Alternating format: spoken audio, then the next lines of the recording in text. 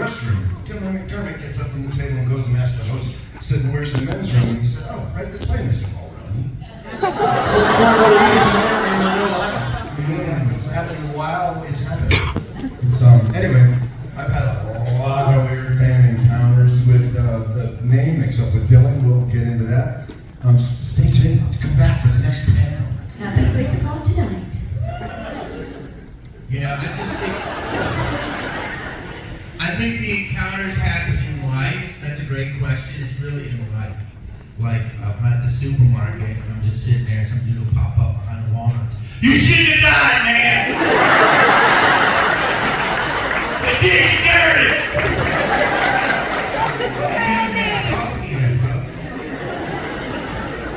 It's scary. It's scary. It's scary. It's scary. Yeah, I signed a knife. I signed a real knife today. Props to you, bro. This is the owner right there. I don't want to put you on the spot. There's Tyler bringing all his love to you. And I signed a real knife, but they had a good security system. Yeah, walk with the knife out. So it's Tennessee. I know you guys know your weapons. What happened to take the knife? That is the 8 Circus evidence room. If you ever bring a knife to be signed, you have to bring it to the evidence room. We will get it to them. Okay, let's unpack that statement. Implies a crime. Yeah, you're at a horror convention and you have an evidence room. That's what we call it. You get hit with a chimney though. Yeah. I'm new role today. I'm now a question surrogate. So what? Did it hurt? It hasn't happened yet. Brace yourself. How do y'all feel about Billy having a daughter?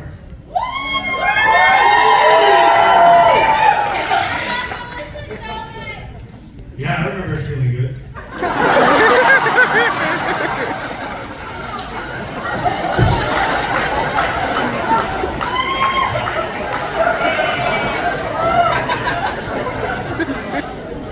You're not going to get this in small book now. All right? I will say this and then we'll pass it down. Scream has low-key always been untryingly women strong. Meaning, I never realized how inclusive and, strong, like the final girl, we'll give it to Jamie Lee as the OG, but Nev is right there. And I never and I think Melissa just picked up the whole mantle perfectly, so for me it was perfect, but it felt natural to the story. It was perfect, taking her dad's psychosis, so I felt great. We love Melissa Barrera. We love Melissa. She's wonderful. I've been a huge fan of the franchise for a very long time, and I would have to say this is one of the very few horror franchises that continue to evolve in such a seamless way. It's been awesome as a viewer to watch as well. Got a question for you? Okay, so out of all the Ghostfaces, and you can't say your own, which is your favorite? I gotta say Bill. Ah, yeah.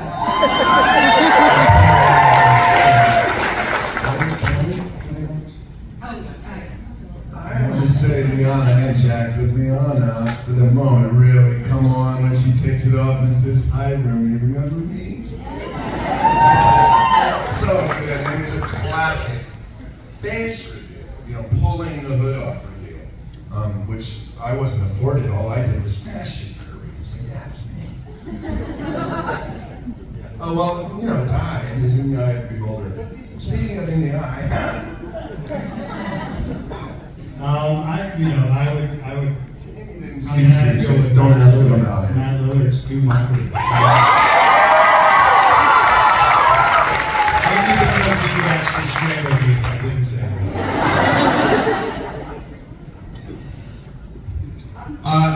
You can't go wrong with the original. Right here.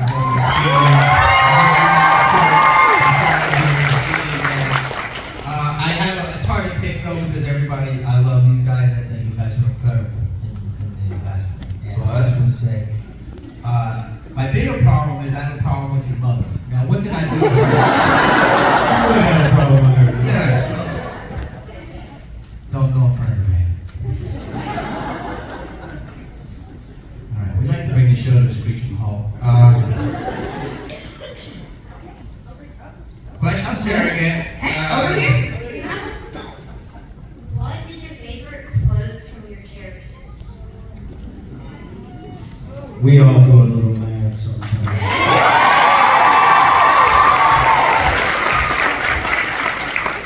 It's just so true. I like, shut your whore fucking mouth. You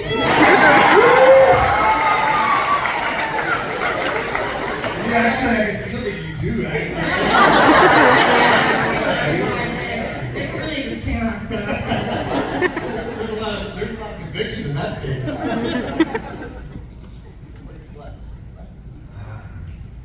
Well, I was examining it today because you guys step up and you teach me about scream at my table. I'm like, oh, I guess that's probably true because you have it all so worked out, right? But the moment where I say you fuck with my family, you die, is a great line because you think that she's dead at that moment. You think I'm just talking about my daughter and that I'm a bereft cop dad, but she's not dead.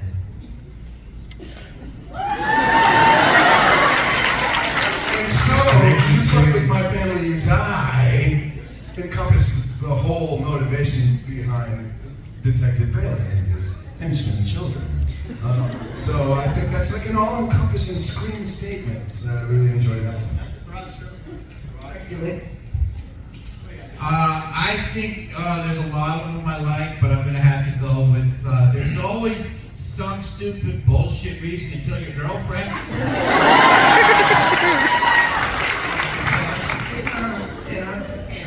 That's not.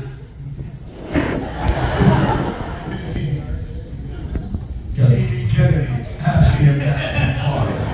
Can we just take a moment? This doesn't happen. We have other questions. How far? Yeah. Got a question over here front. When acting, what is your favorite genre? And what characters are your favorites of horror? You know what? It's just great to be able to act. I think it's all play, you know, and I don't think Scream's a horror movie anymore. It is, but to me, it's just a great movie. I don't think it should be put. And I think great comedies are just great movies. So I just like a good project. You know what I mean? Good music, good story, good cast, and everything. So it's not about the genre; it's about what's good. You know, I'm very fortunate. This was one of my first movies ever. I just think it's a perfect movie. So. I like period pieces. Just the amount of research that can be done, diving into a character so foreign from today, the understanding of it all. I just enjoy those. I love doing horror movies. I think they're really fun. I always say, like, how often do you get to be doused in blood and sweat and just scream at the top of your lungs or cry? I feel like, okay, cool, hopefully life doesn't demand that from you. So it's very cathartic to kind of get that out, you know? Cool. Yoga class? Yeah, scream yoga. Scream yoga. Bring it again. What? Your favorite genre to film? Oh, favorite genre film. Yeah, well, I'll say westerns because nobody else has. I was in Young Guns in 1988 and it was a life-altering experience that I tried to reclaim multiple times. I have one that's made and coming out on streamers pretty soon called Long Shadows. William Shockley, the actor, directed that. So look for that. I have a western coming up, so I'm gonna say western. I'm not going to say Western. Because I took it, because I saw him and I was like, I'm gonna get westerns called me. You know what, for the last, when I kind of came out of retirement and got back in the game, so to speak, I've been having a really fun time going back into Honda, getting into the horror genre, and those indie films. So that's kind of the vein I'm running in. It's just kind of, it takes me back to my earlier career, where we're coming all the way back to this. So I'm really enjoying being back in that horror thriller mindset, and just it's raw and aggressive, and I'm really enjoying that now. So that's kind of where my head's at. All right, we have a question over here. This catchphrase became iconic. What's everybody at Down Panel? What's your favorite scary movie?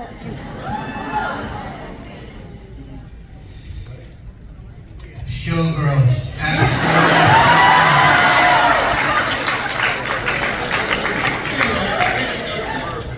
Just know that's it. He forgot one convention. I did.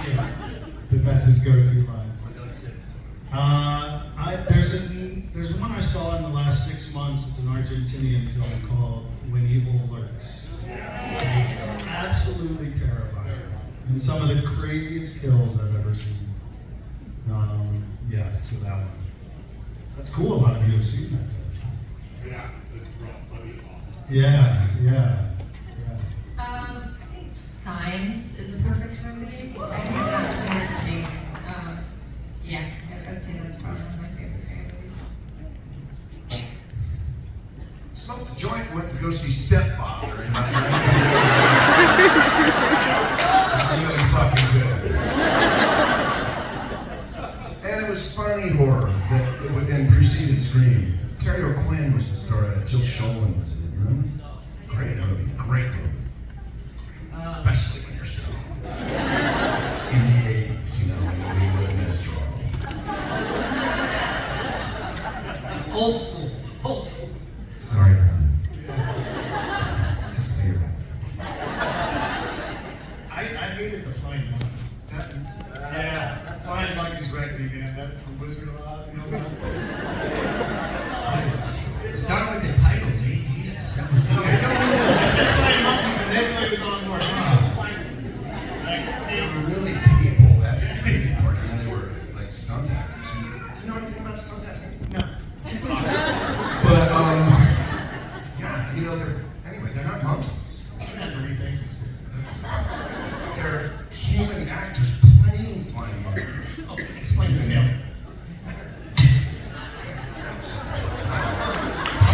Lights check. We got a question over here on this side here. Hi. So I apologize if I get a bit emotional, but I just wanted to say that Scream, especially Scream 1, has been like something that's very deeply connected to me, and I just, it's been something that's like really paramount to like healing, trauma and things with my mental health, and I just wanted to, first of all, say thank you guys so much for the franchise. I really love it, and what would you say to someone that's really struggling to hold on sometimes? We'll say we love you first and foremost. And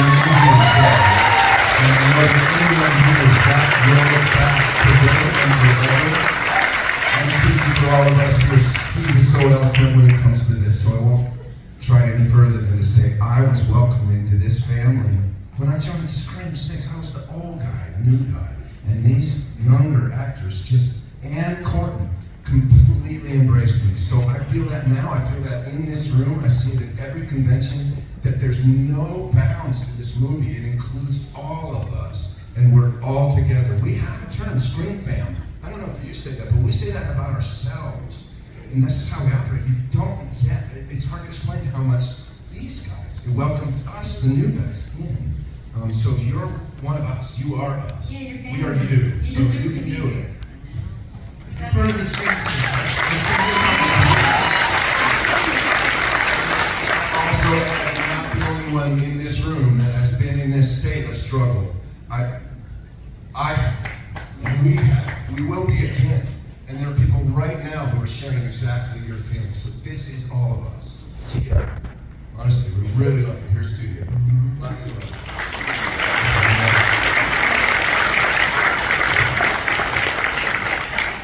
JD, did you want to say something? Yeah, I just want to say, sometimes it's the simplest things, just today's a beautiful day. Go out. Just let that sun hit you. Take a breath. Know that it's never, ever that bad. Never. I don't know your struggles. I wish you nothing but peace. And I know that life is tough and it gets hard. But just know that you're not alone and that you just realize it is never that bad. And take a moment and just, I know it sounds stupid, but take a walk, you know, and just gather yourself. And I apologize for what you're going through, but I want to let you know that you are loved very much. Every single one of them. This is the community. All right, we have a question here. So like 5 people took my questions, which is totally fine. That's totally fine. But I will say, so there's a new Scream movie that might potentially come out. I know y'all know you know what I'm talking about. So say if it does come out, we don't know the storyline or nothing. But if there was a movie that came back out and you guys all were able to come back as like Billy did with Melissa, would you guys do that? And would you fuck with that? You know what I mean? Like, I would slow down for that if you are. Because I love each and every single one of you so much. So if you guys are down, it would make us all so happy. Like, seriously, we love you all so much. Even like you on the end, like, I love you all. I love you all. You're on the end too. Just a real quick question while there's a bunch of people here. Are there any doctors that know anything about bionic eyes? One show of hands? Ah, shit. Well, wait. I don't think I have a single chance of being in Scream 7. Not a chance in hell. He's dead. Okay. You're dead too, right? He's a spirit. Who's left? Jamie, you're the only one left. Oh, no, here's the thing. David's dead, but apparently not. Matt's dead, but apparently not. I'm still dead. Everyone's fucking revived. Except me. I'm still sitting in the back of that van, rotting away in the 90s. Remember your Yeah, well, my niece and nephew got it. Who, by the way, got a lot of knife wounds, and apparently we're like, dude, oh shit, so glad I only lost 4 points. I'm here for number 8.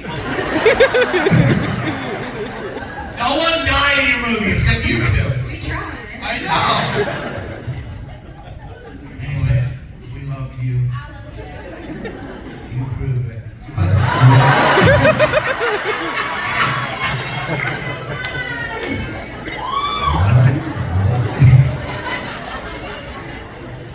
Which I'll do some favor too. Please be careful if you're leaning against the wall. Somebody keeps hitting with the lights. So be careful. Dude, I thought that was the Holy Spirit. Well, that's what I thought too. Look, it's only 3 black people in here. We know we got first, so I'm trying to keep you guys on. And can I get a witness? Eat a mosquito.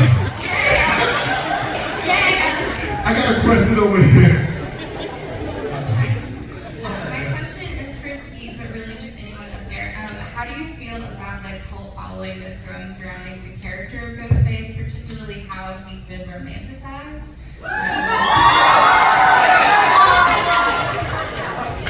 I mean, if you mean the abs, I think it's wild, to be honest. It sometimes just baffles me how engaged everybody still is so many years later by this story, and how it just has transcended generation after generation. And you guys obviously continue to pass it on and pass it down, but it's baffling to me. I mean, it is a great movie, but just to be a part of something like that is a little overwhelming at times. It's hard to really understand the fervor behind it from my side of it. But yeah, I'm not opposed to the ripped Billy. Skeet's leaving part of it out. That in that first movie, the person that played that iconic character is Skeet and Matt, and that mercurial, once-in-a-lifetime combination of those two characters and meeting this storyline. So, of course you would, but you're downplaying how enormously charismatic you are as an actor, and skillful, and beloved, and all of that. So that goes into what Scream 1 is, too. Also, it's Skeet and Matt and their incredible power as performers. So when the others of us are assigned to go be the bad guy, First thing I did when I got that phone call was I went and I watched all of Scream 1 that night. And I just said, if I could do part of that, just a fraction of what these guys did. But that is just to say, that's like any movie where it's just perfectly cast, and then that character is embodied by that actor for the rest of their days. So that's because of the actors that played that part. That movie would have never wouldn't have worked as well and lived this long if it weren't those exact two people. You're sitting next to a Ghostface. Oh, sorry. It's a little unnerving, and if you turn your head a little to the side, you fuck me up, bro. Thank you. I owe a lot of money to this film. No, but really, look, and it looks to this day, and look how he draws, and it's just this remarkable thing, a moment in time that people embody. Cheers, bro. I mean it, love it. But let's add a little bit to that. When you say romanticize, and then you answered it perfectly. But are you talking about when we're in photo ops and a lady will go, Ski, can you choke me? Oh, we got it. Oh, is that an option?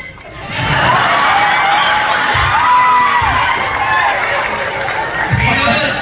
I'm charged. I promise not one of you fucking women ever asked me to choke you. I showed you the rules. I showed you how to survive.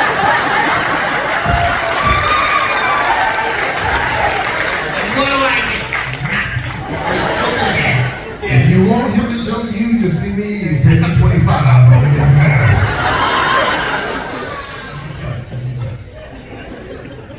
Be careful with fucking women. I'm saying those two words next to each other.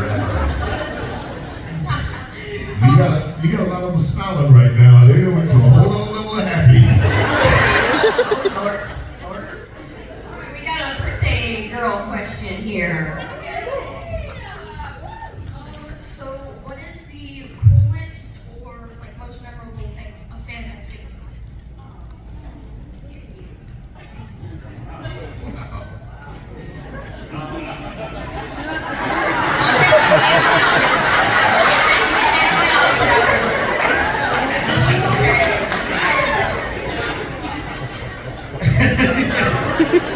There's a 4-letter answer.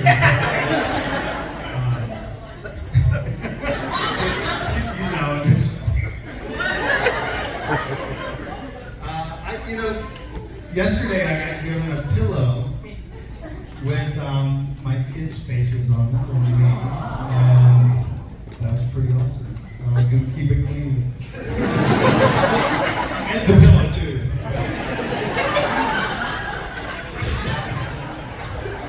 That's good. For me, the answer to a lot of questions is chocolate. Yeah. This is one of them, so thank you guys. You know what's really cool? I like the stuff that people take the time to handcraft, like that pillow. I like that stuff, right? So I always keep that really, like at the studio. It's the most, it's grand, all that cool stuff over the years that people get into that. So I really like that kind of stuff. You're not getting a pillow. I'm raising the pillow. The handwritten notes are just so sweet. I have a box at home and I put them in there and keep them. They're amazing. Yeah, that's very true.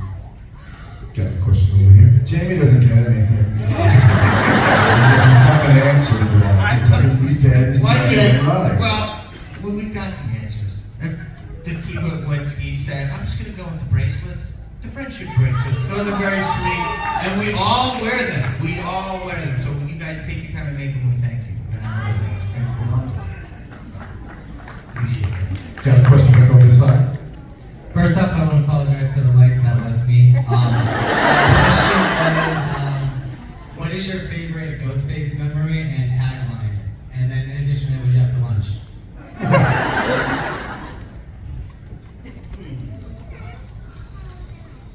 His memory and tagline? I mean, I didn't know we were going to have homework. I don't know. I don't know. I'm going to say this. It involves my man, which I learned more about the movie every day through you guys. And that really is beautiful. I want to say when I was on the couch, there's a super meta thing. I said, Jamie, look behind you, which connects us to the Halloween franchise, which Dermot made me realize that. And I was like, that's wild. But my name happens to be Jamie. But you were behind me. Yeah, I was kind of looking for stuff to do on set. Yeah. I asked Wes, can I do a take of that? And there's only 2 takes in the entire Scream 1 that it's not stunts in Ghostface costume, and that's that moment. I did a take of it walking behind Jamie just for fun. Yeah. And Matt did it as well. Yeah, so that scene has these guys really doing it with me saying my name. I just think that's a super meta. That was just a great moment for all of us. And I think the fans really don't realize that, how cool that was. So, thank you. Thank you. I had a roast beef sandwich. Mayonnaise, but just a half one, and then next to that was a turkey sandwich with mayonnaise. I took the lettuce off because it's got a real stiff stalk. You know what I mean? The lettuce that has a whole rib in it. I don't want that in my sandwich. And then somebody made a little, like, lemon, never mind, it was terrible. Thanks for making it. So, that was my lunch. What you had, man? I had a turkey sandwich. Yeah, it was very good. I also Real quick, going down the line. Roast beef. Roast beef? Turkey. Coffee.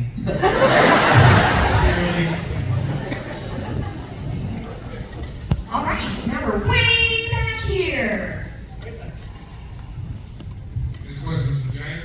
I was just wondering, when you got the script of 22 and saw that Randy died, what was your reaction?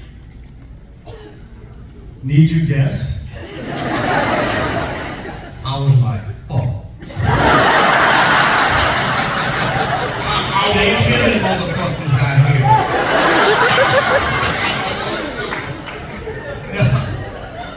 Thank you, dog. Represent. You got 1, I see 2. I need to see the 3rd. Right here. Beachport in the house. Yes, sir. Guys, this is Add inclusivity.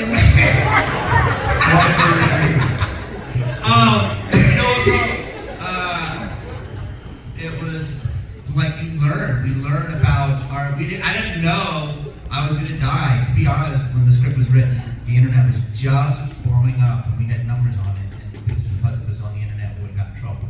So your number would have been there. And we did a table read and I had 2 acts. I don't remember, I think we had an ending.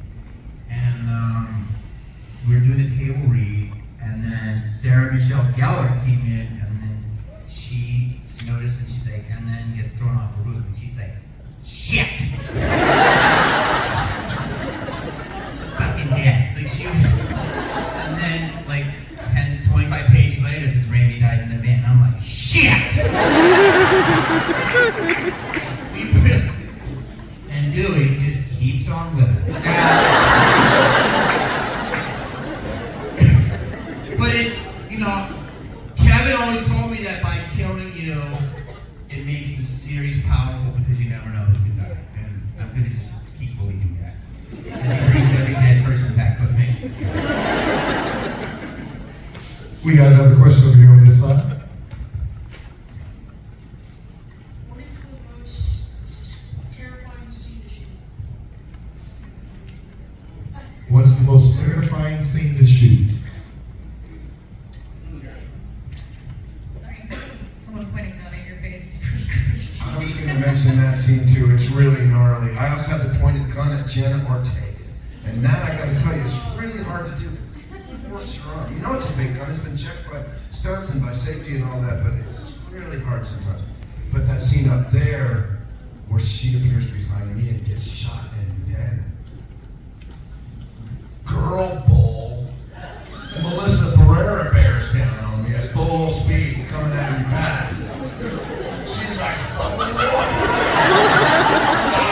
and then luckily the stunt department intervenes and they go over the side of the balcony. But there was something really terrifying about the violence in that that. And I'd already been through a couple of slashings, but that just, yeah, it was physical, and it was Melissa. It was a real power, personality, and a great athlete. And I haven't really hit that in a long time.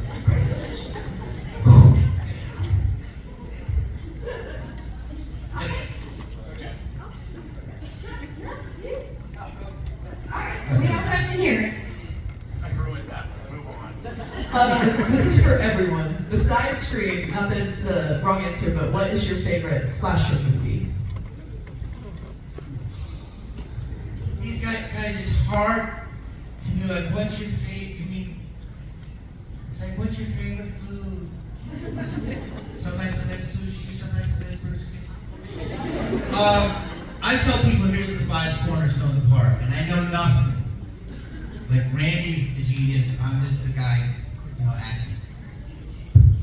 In any order you want, you gotta go Exorcist. You gotta go the first Halloween. You gotta go the first Nightmare. You gotta go. Jaws is not typical horror, but let's throw that in there. Did I say the first Friday the 13th? Yeah. And Rosemary's Baby. That's my rock. Those are my rocks. When I was raised on. Go ahead. Slasher-wise, maybe Texas Chainsaw. And them in the video game. Now, yeah. I just recently, for the first time ever, watched Psycho. Yeah. I also, this isn't a slasher, but to go a little bit more current, I love It Follows. Oh yeah. I'm not as bad at that, right? Man, I'm kind of with Jamie on that, but it's such a wide, you say slasher, but I just look at horror as horror, regardless of slasher or not. Right? Like, yeah, you got to go with the originals, original Jason, original Mike Myers, Freddy. Those are just givens, right? But you can probably go back a little bit there. I grew up on black and white universal horror, which was that's what this whole thing started, right? I love that genre back then. So it's a broad scope. So, if it's horror, I'm into it. Especially, back in the 80s and 90s when we got B horror, terrible effects, you used to get a stack of VHS and binge. I love that era of horror film back in the 80s and 90s. It was fantastic time to be in that genre at that time. We got time for one more question over here. We're gonna let the birthday girl ask this question. Another birthday girl. This is specifically for Ski. How was it switching from movie film like Scream to Riverdale? But there are many, many, many years in between. I mean, they're just vastly different. I think the big difference between film and TV is in film, typically, sometimes now, because of spoilers, you don't get the full script, but most times you know beginning, middle, and end. And in TV, you have no clue where it's going to head. So you're kind of guessing in the beginning of portraying a character where it may go. And I tend to play stuff a little vague in the beginning so that I can go different directions as they start to write more stuff. But that's probably the biggest difference for me. Let's ask one more though that's inclusive of all of us. How about that? Oh shit! Here we go. Yeah, that happened in the hotel this morning. Or was it yesterday? It was yesterday. Did you want to do Lightning round that just popped up. Oh, no, I heard something. I was running opposite way. one more question? One question? You're the budget surrogate. Okay, one more question. Actually, I told this young lady over here, I'm so sorry, we are out of time. So I'm going to go to here. Okay, so this is just for Jamie. No, it's gotta be all of I can us. ask all of you. It's gotta be all of Okay, us. so you had a set of rules for survive scary movies or horror movies. Yes. Have your rules changed? And have any of your other rules changed for anyone else? Are you going to follow Randy's rules? Well, my second rule is you could never have sex. And it didn't work out. Sex equals death. But no, the thing is, I never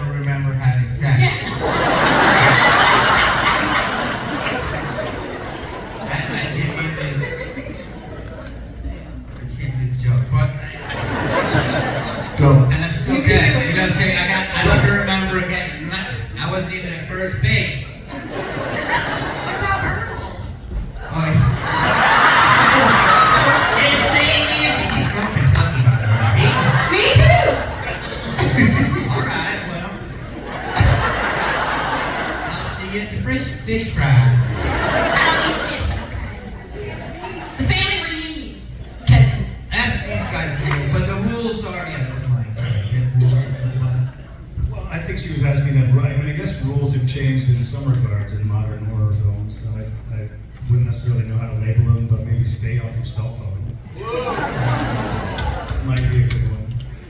That's about all I got. I'd probably just go. I'd just probably just jump in front of whoever's trying to kill me and just be like, I'm good. I'll tap out. Sometimes you wonder that too. Did I really bite that hard? Just go. Call it a day. Jeremy, go for it. Oh, what's the question? What rules you live by in a horror movie? Oh, take every horror movie they offer you. I got two coming up. One's, believe it or not, called Dead of Night. Oh, hum title. Guess what the other one's called? Dead and Breakfast. You should check in, but yeah. Anyway, you know how those movies go. Oh, hey, you guys know how those movies go. Yeah. That sounds like a rom-com. It's not. As soon as she opens the door, trust me, you know it's not a rom-com. It's like, don't go in, don't go. I take naps, okay? Rule from my side, always keep your knife sharp. Yes, sir. What a weird way to end this panel. Hey, keep your knife sharp. We'll see you next time.